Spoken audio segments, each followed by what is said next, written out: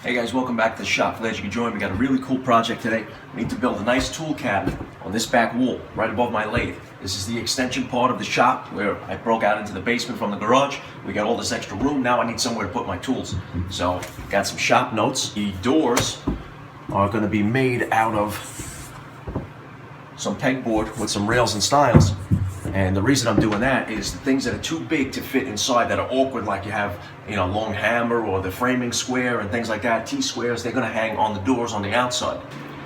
Now I have my scraps set off to the side here. I'm gonna use 3/4 plywood scraps that I have laying around the shop. What I'm gonna do now, since I wanna make the cabinet 12 inches deep, I'm gonna rip those sides for the Caucus, the sides and the top, all to 12 inches. Once I get the depth of the cabinet of these plywood pieces to 12 inches, then we can start to cut them to length. Then we can screw the Caucus together with pocket screws and some glue, and then we can start to build the doors.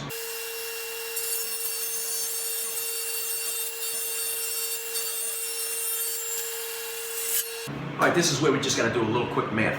We're gonna have a cabinet that's gonna be 64 inches long. Okay, so instead of making the top and bottom cross cut to 64 inches long, we need to account for the sides, which are 3/4 inches. Now, 3/4 and 3/4 is 1.5 inches. So instead of marking out 64, I have to go 1.5 inches back, which is going to give me 62.5. So I'm going to mark out 62.5. I'm going to cross cut the top and the bottom. And then when the sides go on, I'll have a total length with the sides of the 64 inches that I need. So let's cut that up.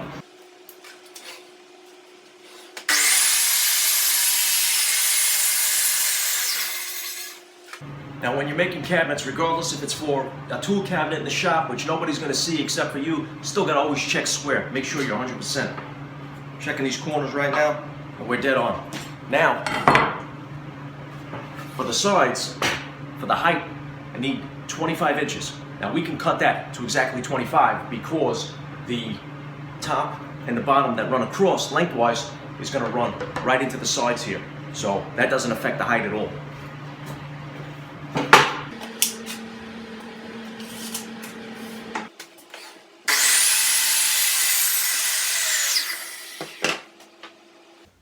Now that we cut all the pieces for the Caucus, everything's just going to get a really quick sanding.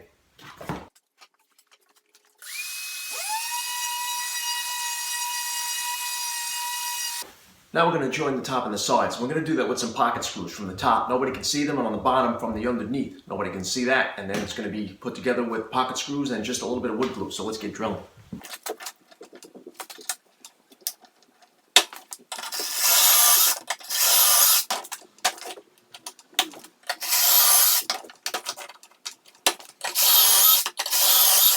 Now it's time to start assembling the Caucus of the cabinet. And the way I'm going to do it is I'm going to put just a bead of glue on the edges here. I'm going to stand up the side, and then I'm going to use a right angle clamp to hold these in. I'll show you what I'm talking about in just a second. Let's get some glue on this.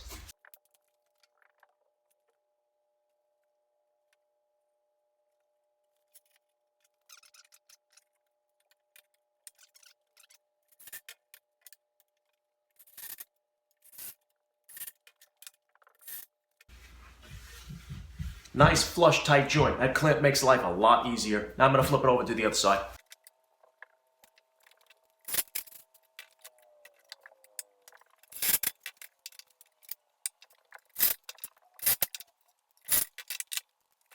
Alright, now the cabinet's going to be really heavy. I know because I just lifted it up and fitted it in place to see if we were good, and all the measurements are good. It's sitting there nice.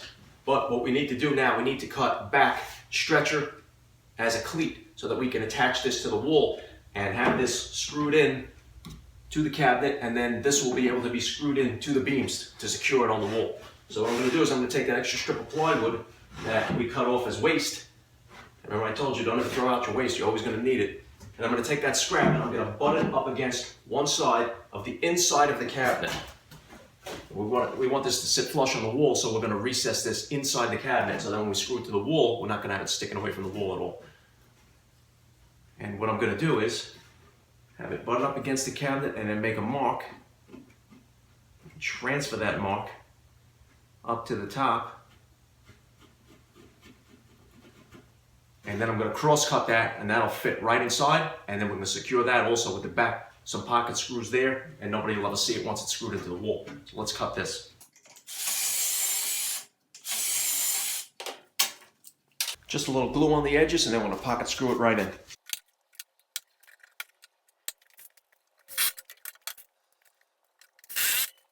Now I need to measure for the partition, which is going to be in the middle so that I can have the shelves on either side. But I'm going to use a straight rule for this because I think I'll get a finer measurement that way. The tape measure is really more for rough lumber. So here I have for the inside 23.5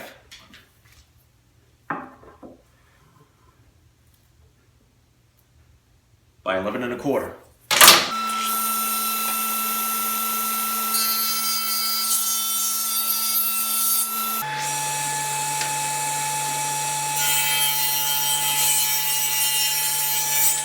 So the length of our cabinet, 64 inches. We got to find the middle, which is 32. I'm just going to mark out 32. And 32 on the bottom.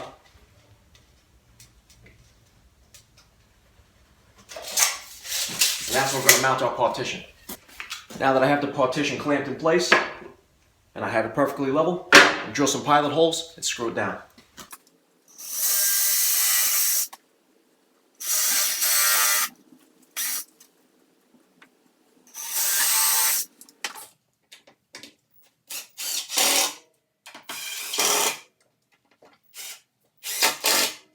Now the top is secure, we can work on the bottom. Alright, well, now that that's in and level and flush and everything's looking good, we have all the cabinet carcass assembled. We just need to make a face frame, then we can hang it on the wall, and then we can start to build the doors. Not bad for a couple pieces of scrap laying around the shop. Now I gotta start to make the holes for the shelves. I'm gonna make them adjustable, so what I wanna do is use shelf pins. And the best way to drill the most accurate holes for the shelf pins, use a shelf pin jig. And the way it works is I'm just going to butt it up right against the face of the cabinet. I'm going to drill my holes. I'm going to flip it over here and drill my holes on the other side. And then there's a locator pin, and that'll help me bring it up and get me the right height on the other side. And then I'll do that on the inside here and the inside of both of the other sides of the cabinet.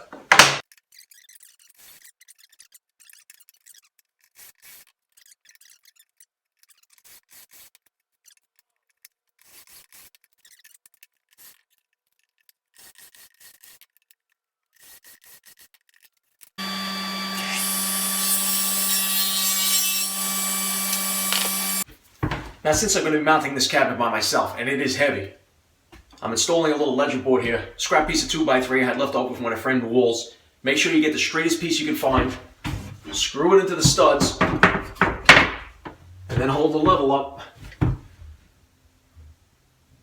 Make sure you're on the money.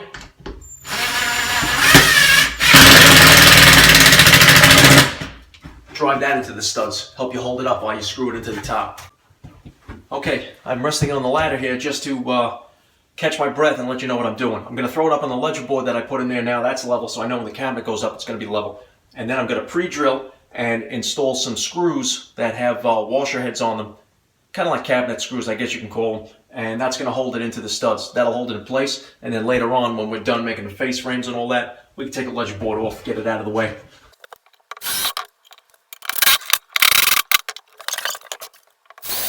Now we have the cabinet in place, we're just going to check for level and plumb. And we are dead on. Perfect.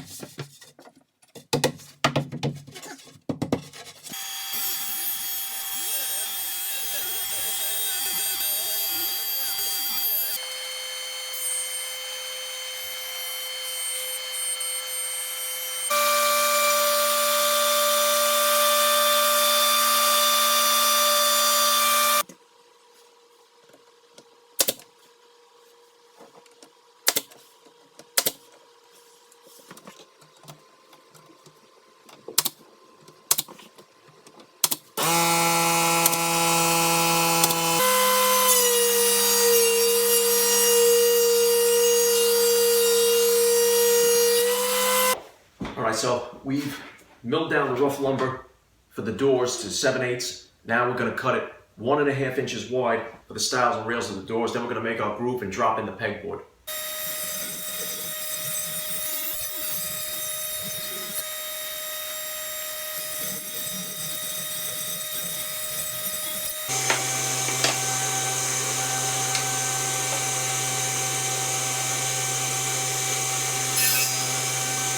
Alright, so what I did now was use my combination square and set my blade to 1/4 of an inch up. This way we can make a groove. I set my fence roughly to the middle of a piece of scrap of exactly what I'm using for the stiles and rails of the door. What I'm going to do is I'm going to run that through, and then I'm going to turn it around so we get centered and run the groove again. That's going to give me a perfectly centered groove. Then we're going to go test fit the pegboard, see if it works.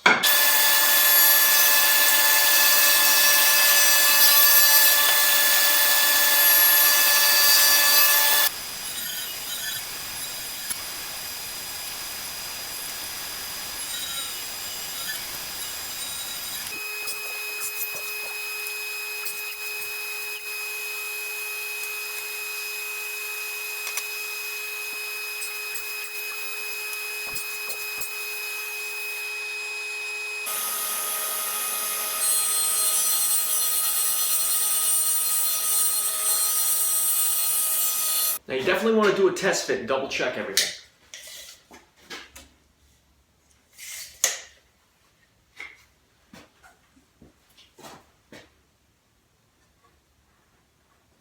Slide pegboard into the grooves. Okay, well, after some careful trimming of the interior panel here, which is the pegboard, we got the fit that we need. So I set it in place. Now it's not glued up yet. I just wanted to show you that we have to dry fit it first. Now that we see that everything's good and square and perfect, now we can do the glue up. So let's take it apart, glue it up.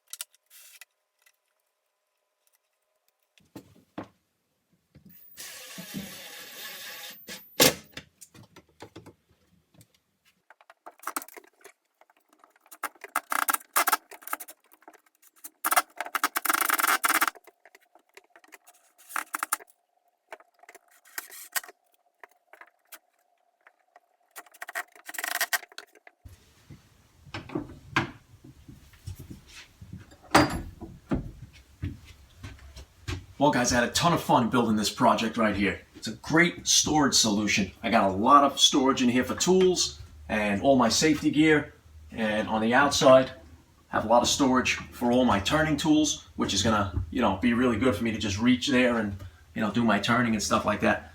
I'm gonna put some knobs on the doors. That's gonna be in a future video. So this project's done. Hope you guys had a lot of fun. I'll see you next time.